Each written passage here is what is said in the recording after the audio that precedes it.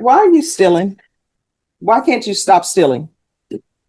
At the time, I just needed clothes at the time. Well, did you go into the store wearing clothes? Yes, ma'am. So you had clothes. Enjoy the video, hit the like button.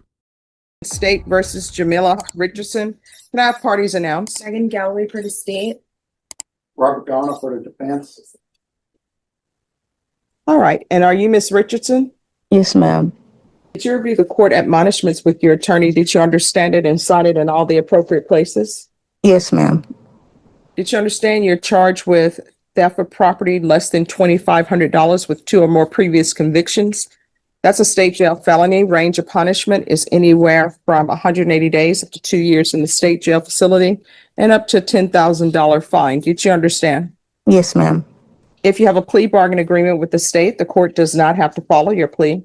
If for any reason the court does not follow your plea and gives you more than you bargained for, the fact that you entered a plea will not be used against you and you will be allowed to withdraw your plea. Did you understand? Yes, ma'am. After reviewing states exhibits 1 and attachments, the court will find there is sufficient evidence to find you guilty and the court will find you guilty. Are you proceeding with sentencing? All right, why are you stealing? Why can't you stop stealing? At the time, I just needed clothes at the time. Well, did you go into the store wearing clothes? Yes, ma'am. So you had clothes. And then the person you were stealing with had $760 in her wallet. Last time I checked, that 2 Nike hoodies from Kohl's is not $760. Why didn't you all just pay for it? Because that wasn't my money. All right, so why are you stealing?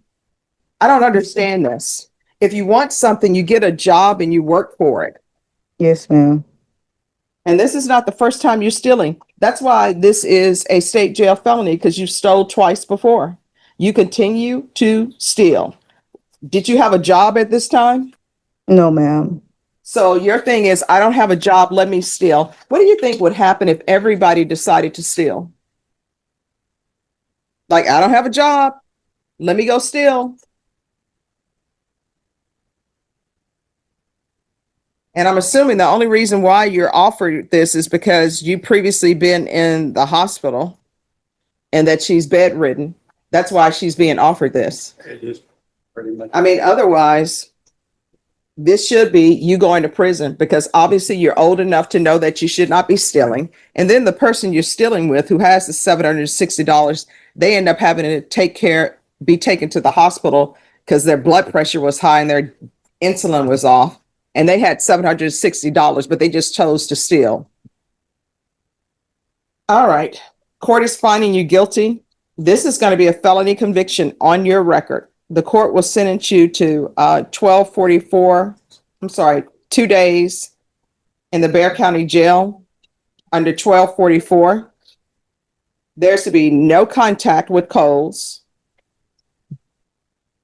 And just 1 second. And does anybody know the other places that where have you stolen before?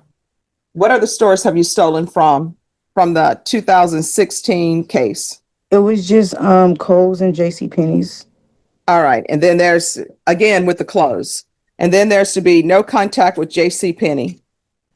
Yes, ma'am. And I see on those cases, they gave you 1 day in the Bexar County Jail, and I'm assuming it's for the same reason, because she's ill, but she's not too ill to steal.